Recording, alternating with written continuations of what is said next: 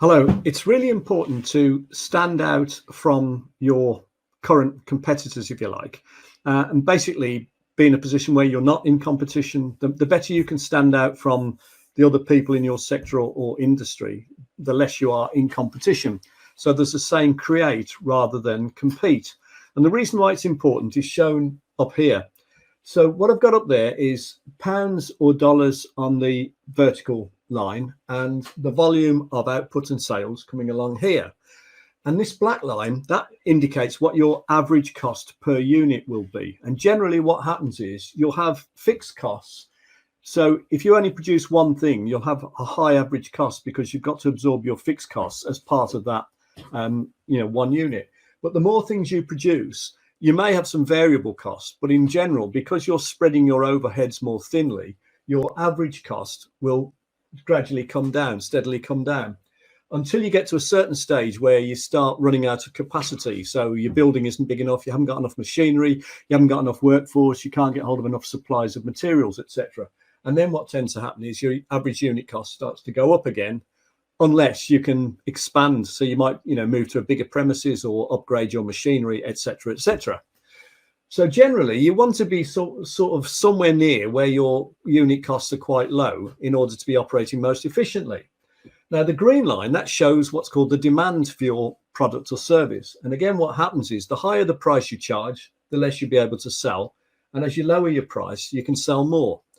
And if you're in a competitive industry where basically you're a commodity, which means there's very little to distinguish you from your competitors, then what tends to happen is your demand line looks a bit like this green line here. And there's two things about this. One, it's quite low because what's happened is because there's loads of competition, everyone's had to lower their prices in order to be able to sell. So it's made the prices in the market quite low. And the other thing is it's quite flat, and that means it's price responsive, which means that let's just say you're here where this blue circle is, producing this much at that price. If you try and raise your prices, you'll lose quite a lot of custom because you're in a price sensitive, price competitive market and you're a commodity. Now, the only thing you can do now is, well, there's two things actually. You could consider lowering your prices to try and steal a march on the competition. But all that will do is it'll do two things. First of all, they'll probably lower their prices just to compete with you. And then this green demand line will go even lower because everyone's charging even lower prices. And the second thing is because you're in a price sensitive market, although you might capture market share, because the price is so low, the margins are so low, you'll actually end up making less profit and probably making a loss because there just isn't much margin there to play with to be able to lower your prices and still make a profit. Of different to differentiate what you offer, and you can do that in a whole load of ways. You can have upsells, cross sells, bundling extra value. You could have gold, silver, bronze packages. You could have better service, more products, better quality guarantees, better guarantees and safety, risk reversal, so money back guarantees, etc. There's a whole host of things that you can do. Better stock than anyone else, more convenient. Whatever it is you do to help you stand out from the competitors is called your market domination position. And the effect it has is that you can now charge a higher price to sell at any given amount because basically you'll have moved yourself away from a lot of the competition. And, in the ultimate, you won't have any competition. So what that means is two things. One, you're charging a higher price. And two, the demand for your product is now steeper, which means it's less price sensitive.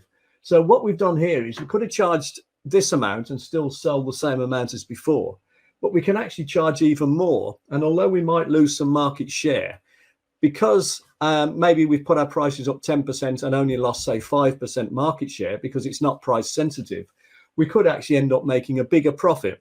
So at any given time, the profit we make is the sort of gap between the demand here, the price, and the average cost. Well, we could sell less, but because the gap is bigger, we could actually end up making a bigger profit.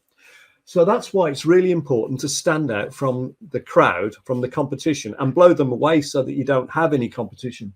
And the real ways you do that, it's very simple. You either specialize to a market niche, so you become, the sought after best company or business or product or service in a particular niche, market niche, and then you position yourself as the expert or the specialist in that niche. And you can do other things like having a powerful guarantee, like offering training, like having a wider range of products, like having prompt next day delivery, etc., etc. There's loads of ways you can do this, but it's really important to get away from being a commodity where you're down here on this green line in a price sensitive market to being differentiated where you're up on this red line here where you're not in a price sensitive market. So that's why it's really important to be able to stand out from the crowd.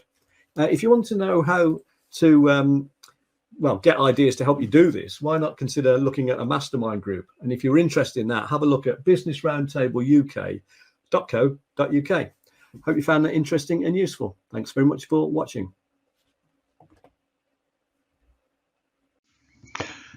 Hello, there are 6 key elements to building a business that runs itself when you're not there. Operations, sales and marketing, people and teams, systems, goals and strategy, and finance and numbers. And you need to devote time working on your business, which means not working in operations, but working on setting goals and strategies and having systems in place for all these other elements of your business in order to actually achieve the business that you could sell if you wanted to, and a business that will run itself when you're not there. Now, to find out more about how all that works and how a mastermind group might help you implement those strategies, why not join our webinar, which is on February the 8th at 12 p.m. Eastern time or 5 p.m. UK time. Myself and my colleague Ram Sundar will be presenting. It'll be 30 minutes and it's on my Zoom room, which is ID 720-729-3263. Why not join us? Thank you very much.